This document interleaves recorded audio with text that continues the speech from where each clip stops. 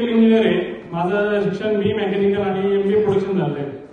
तर मला असा आजार होता की मी 3 तासांवरती झोपू शकत नव्हतो. जसं आता गाडीच्या हिशोबात सांगायचं म्हटलं तर बॅटरी चार्ज नसेल तर गाडी चालू शकत नाही. तसं मी झोपलं तर जीवन कसं काढायचं, तरी पण माझं कसं जीवन चालू होतं. तर पहिल्यांदा मागापूरला आलो, महाराजांचं दर्शन घेतलं. महाराज म्हणले एक त्यावेळेस सगळे लोक मंदिरामध्ये झोपायचे, आपले समाधीस्थळी झोपायचे. तर ते म्हणले एक पौर्णिमेला मुक्काम कर म्हणले. तर मी पहिल्या पौर्णिमेला आलो तर खूप गर्दी होती, म्हणजे बसायला जागा नव्हती. तिथं मी बसल्या बसल्या लगेच झोपलो. म्हणजे मी रात्रभर प्रॅक्टिस करून सुद्धा मला झोप येत नव्हती.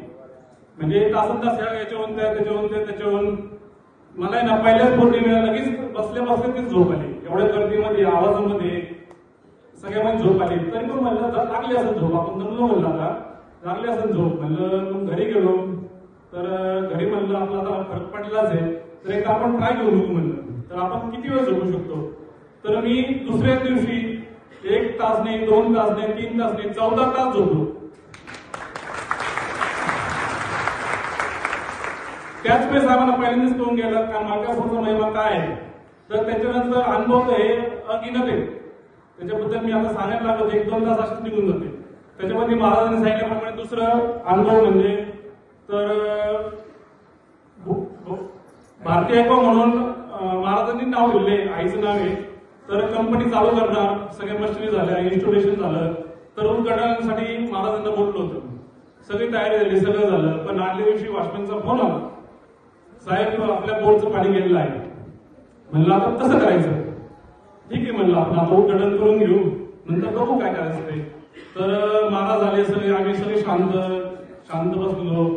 तर म्हणलं काय झालं, म्हणजे वडिलांना म्हणले मग साहेब काय झालं, तुम्ही एवढं शांत काय, आपला आज उद्घाटन नाही, एवढा आनंदाचा दिवस आहे.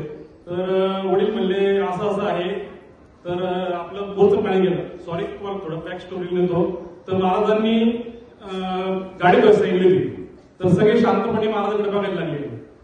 म्हणजे त्यांच्या ड्रायव्हरला त्यांनी सांगितलं गाडी घेऊन घे बरं. तर सगळे शांतपणे महाराजांकडे बघायला लागले. तर महाराज म्हणले काय प्रॉब्लेम आहे, असं का बघू राहिले सगळे. तर आम्ही सांगितलं महाराज बोरचं पाणी गेलेलं आहे. 3-4 दिवसापासून पाणी कमी कमी पडत गेलं आणि आता 5 मिनिटं काय 2 मिनिटं पण चालत नाही. गुळणी मारतं, 1-2 तासांनी परत चालू केलं बोरला थोडंफार 2-4 मिनिटं पाणी येतं. गाडी काय आपण धुवू शकत नाही. ते टेन्शन घेऊ नका. महाराजांनी ते शेजारी बोरच्या शेजारी माती होती ती उचलली आणि बोरमध्ये टाकली. तर आम्ही म्हणलो हा कोणाला पण असं वाटतं आता कसं होईल बाबा, आता माती घेतली बोरमध्ये टाकली, मंत्र म्हणले, तर आता कसं होईल. तर महाराज म्हणले काळजी करू नका, बोरला पाणी येऊन जाईल, तुमचा कारखाना खूप जोरात चालणार, महाराष्ट्र नाही पूर्ण देशावरच जाईल पाणी. आम्ही खूप खुश विश्वस्त होता. झोप नीट झाली, आईचं नीट झालं, कंपनी टाकली, पैसे खूप भेटले होते. अनुभव तर त्याच्या 100, पण हा अनुभवावर विश्वास करू शकत नाही ना. तर दुसऱ्या दिवशी वॉचमॅनला फोन केला सकाळी, आणि बोर चालू करून मग ना वॉचमॅन पण आमचा एकदम हुशार होता. तो साहेब पाणी नाही कशासाठी बोर चालू करायचं. आणि म्हणलं बोर चालू कर. म्हणजे मी बोर चालू केला, साहेब 15 मिनिट चालला. दुसऱ्या दिवशी फोन केला, साहेब 20 मिनिट चालला.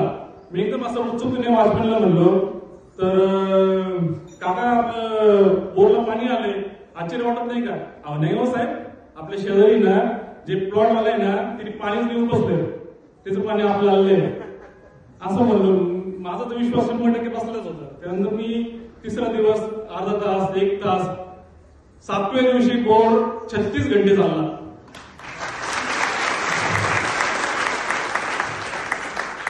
म्हणजे जगाच्या पाठीवरचं आश्चर्य. ही स्टोरी आहे 2016ची. 2016 मध्ये दुष्काळ होता. दुष्काळामध्ये घडलेली गोष्ट ही म्हणजे मे महिन्याची गोष्ट ही. मे महिन्यामध्ये त्याच्यामध्ये पाऊस नाही झाला, काय झालं नाही. त्याचं कोणी म्हणून पावसाचं पाणी आलं. पण त्याच्यानंतर बोर आतापर्यंत 24 घंटे 365 दिवस झाले.